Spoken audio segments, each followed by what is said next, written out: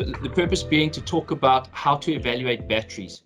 A lot of times we hear comments like, oh, that's cheap, or oh, that's expensive.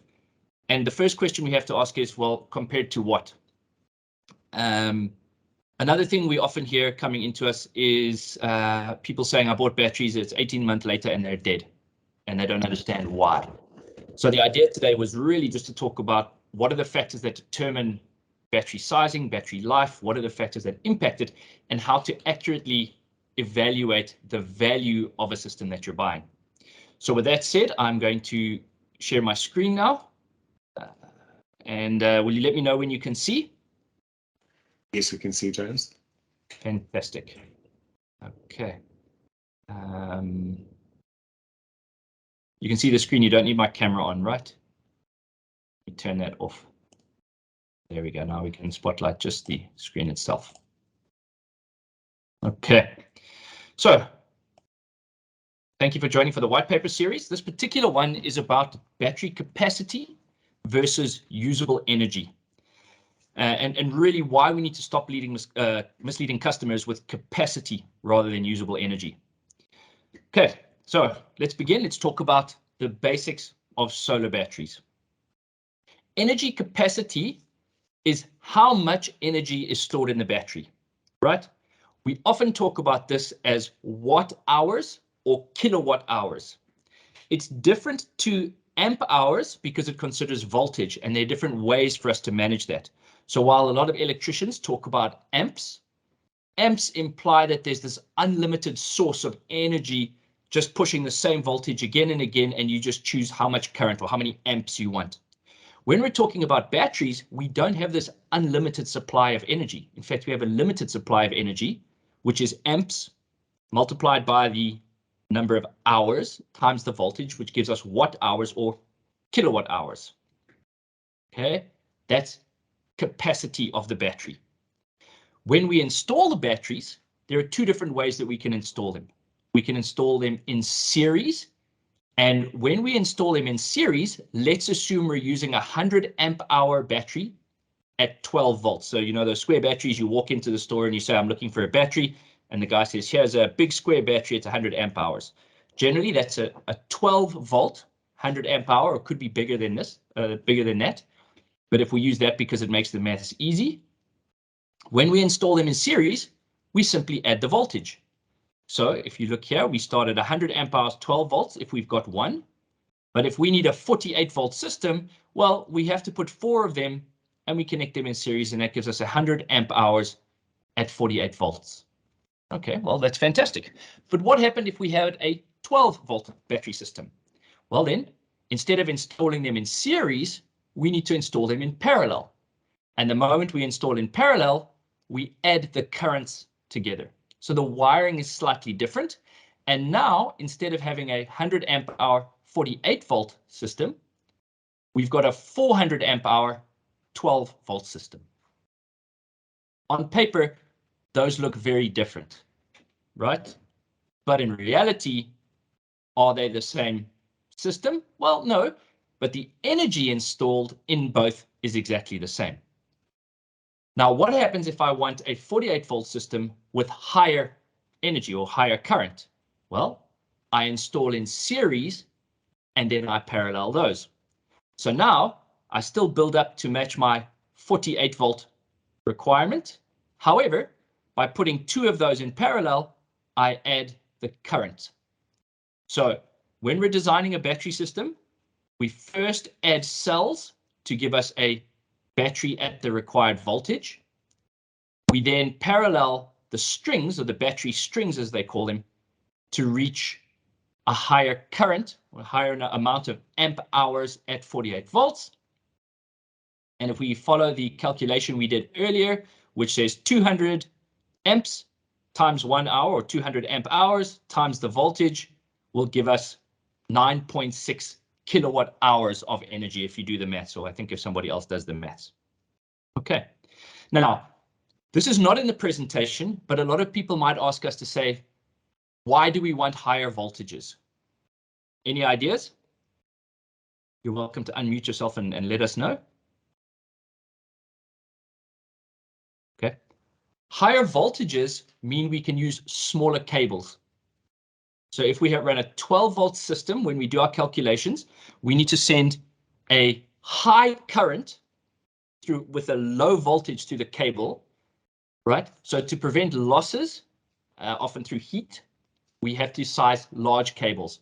As we increase the voltage, we reduce the current, and what we can do is we can use smaller and smaller cables, which result in a lower overall system cost. So that's the main reason why we want to reach a particular voltage. Okay, what are the factors now that impact batteries? Well, one of the big enemies is temperature, right? Often the people that have installed these systems, they put them in a cupboard and they drill 1 or 2 little holes in the cupboard for ventilation. What happens? All of a sudden, these batteries are running not at 25 degrees C, which is what all the ratings run at, but rather at 40 degrees centigrade, because there's no opportunity for air to flow and for the heat to be removed. Or they put these little small systems, they stick one under a table somewhere with the batteries, and then they cover it with a tablecloth so it looks nice. And then, of course, the temperature rises. Once again, no cooling. So not only is that dangerous and a fire hazard, but take a look at the impact, right? If it was at 26 or 25 degrees, which is what the manufacturer would put on their data sheet, after a year, you might be at 80% or 96%, depending on how you charge and look after your battery. The moment we move to 40 degrees C, that could be 65 after a year, right? So immediately, all that money that's been invested has just been lost or thrown away simply by having the wrong type of temperature range, either in the wrong cabinet or not installed far enough away from respecting the manufacturer's design recommendation. Now, I'm talking about lithium ion here in this particular case study. However, if we look at a lead acid or some of the other technologies, the impact is even worse. Okay, so temperature is one of the enemies. The other really big enemy is the depth of discharge. So what we've had a look at just now is we looked at 200 amp hours at 48 volts, which would give us 9.6 kilowatt hours of storage, right?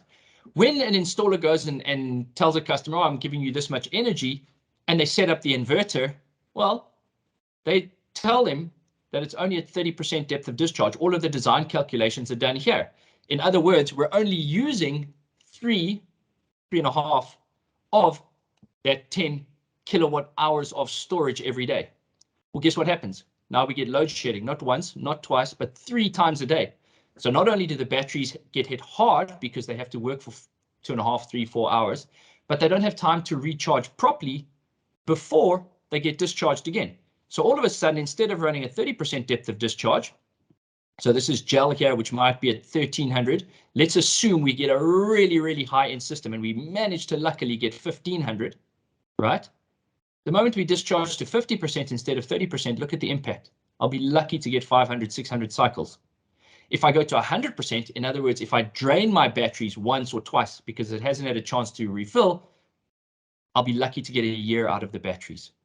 So the depth of discharge has an absolutely detrimental effect on the duration that the batteries are going to last for a client.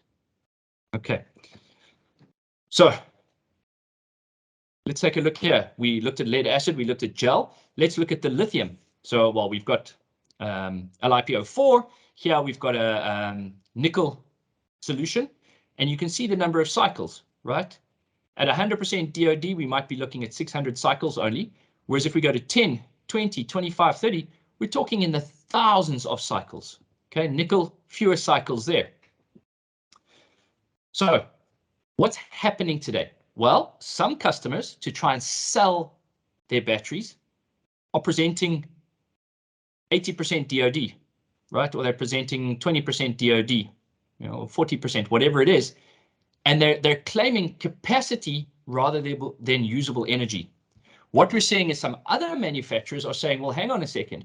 What we want to do is, because we're giving guarantees on these systems for a long enough time, we really want to make sure that the battery management system in the inverter and in the batteries actually limit that depth of discharge. And we are going to quote on a usable amount of energy, right? So let's look at 4,000 cycles, might be 50%, well, might be a little bit less than that, might be For 4,000 cycles, I might be going to, what, about 45% DOD. For 6,000 cycles, I might be going to 25% DOD. But it depends on really what the manufacturer wants to say.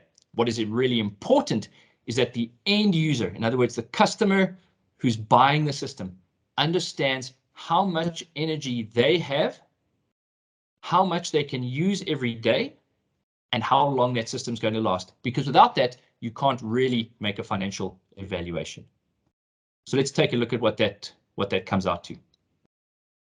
In our first example, we had said, well, we're going to put 48 volts at 200 amp hours, gives us 9,600 watt hours, or in other words, the customer thinks they're buying 9.6 kilowatt hours of energy, right? They are, in fact, buying 9.6 kilowatt hours of capacity. But we know, let's say this is a gel battery at 50% depth of discharge, right? We're going to go halfway. They're actually only allowed to use 4.8 kilowatt hours of that 9.6. And when they may have been sold a battery with a lifespan of, 5 years, because whoever sold it was expecting 30% DOD. The moment they go to 50% DOD, they've only got less than 5 kilowatt hours of usable, and their lifespan, I stand corrected, but if I remember properly, was about 500, maybe 600 cycles. So a year and a half, if they get very lucky, close to 2 years out of those batteries. Okay, is that what they were expecting? Probably not. Okay, so I've now invested all of this money to buy my system, and 50% of it I've just thrown down the drain.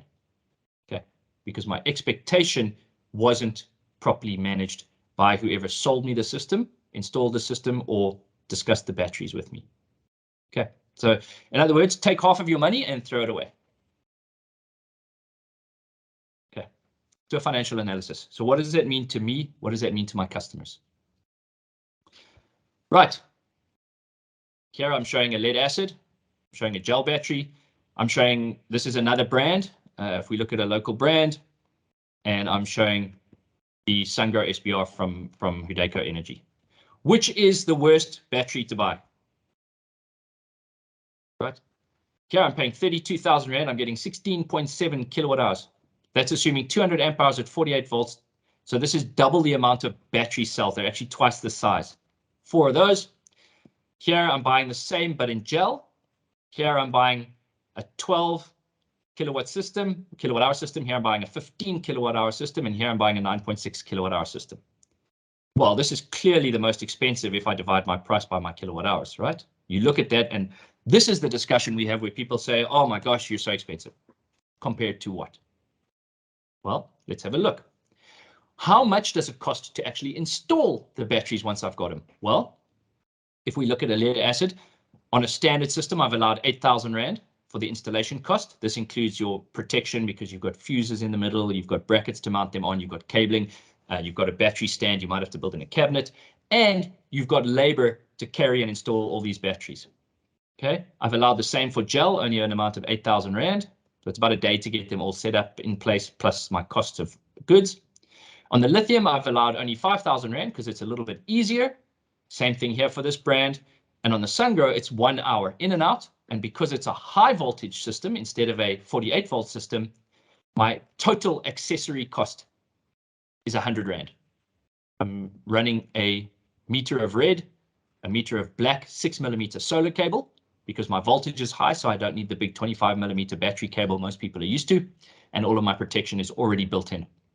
Now, all of a sudden, when I look at a connected price per kilowatt hour, well, things are changing a little bit, right? These seem to be coming up quite a bit, and this cost seems to be going down quite a bit. Okay, it's becoming a little bit more understandable in my mind.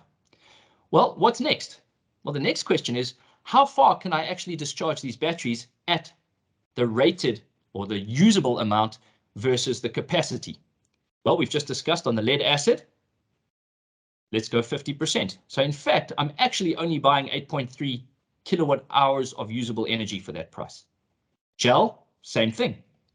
Here, this brand, so again, a local brand, they rate theirs to 80%. So in fact, Theirs is called a 12/10, which is actually 9.6 kilowatt hours usable. Their 15 is actually called a 1512. Well, when we actually apply the depth of discharge, we realize that it's 12. In the case of Sungrow, theirs is at 100% DOD. Even though the actual capacity is higher, their rated capacity is the usable energy, so 9.6. Now, all of a sudden, we see a massive swing. Our lead acid, so this is a price per kilowatt hour that I'm actually paying. This is per usable kilowatt hour. Now, instead that 1,900, well, all of a sudden it's actually 4,800. Here, we're still the same. And now we can suddenly start to see some cost advantages. But that still doesn't explain why is lead acid, why is the gel so much more expensive, right? Well, the answer is because it's going to last longer. It has more cycles in it. So what does that mean to us? I've been incredibly generous here for anyone that's actually worked with batteries. To give 1,000 cycles at 50% DOD on lead acid is very kind of me, including a 2-year warranty. Gel, we've just had a look at 30% DOD. We should be around 1,200 cycles. Again, I've been incredibly generous by saying 50% DOD, 1,500 cycles. Here, we're still running the same technology inside, but here they're looking at 4,000 cycles versus 6,000 cycles. The difference between 4 and 6 doesn't seem like such a big difference, right? But what if I said it's the difference between, say, 66 and 100 cycles, or the difference between 100 and 150 cycles, right? This is actually 50% more than this, a full half extra. And look at our warranty periods, ranging from 2 years to 10 years. Now we can do a real cost evaluation. Now we can understand my price per kilowatt hour per cycle of my battery.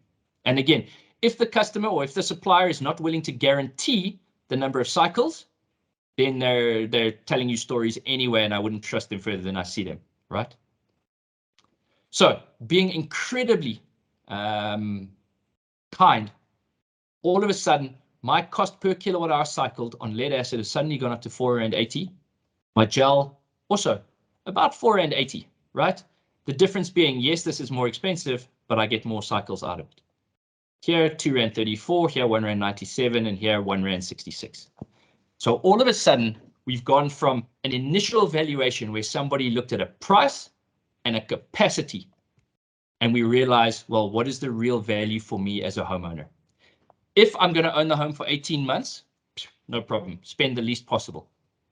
If, however, I'm going to own the home for a longer period of time, right, 5, 10 years, something like that, and I know that load shedding is not going to get any better for the next foreseeable future, either I can go and spend this money again and again every few years, or I can spend the money once. This shouldn't be 95.5, this should be 75.5. I can spend the money once, and I can sit comfortably and happily. What I've done is I've removed the gel, I've moved these down, and I've also put another bigger size in so we could compare. Here, for example, I understand what's happening. This includes inverters as well. So here we take a good look. If I move to the 12.8 instead of just the 9.6 that we did the evaluation on, all of a sudden my price per kilowatt hour per cycle is even lower. Other than that, thank you, everybody. We really appreciate your time, and thank you for participating in the white paper delivery. Have a great day. I see that they're pushing us to stage 6 potentially today, so I'm not excited about that. But I hope that everybody, number one, if you're in the business, can take advantage and at least get some good out of this. Obviously, in our personal lives, it's never as fun, and hopefully you will get systems at your own homes too. Thanks a lot. Have a wonderful day.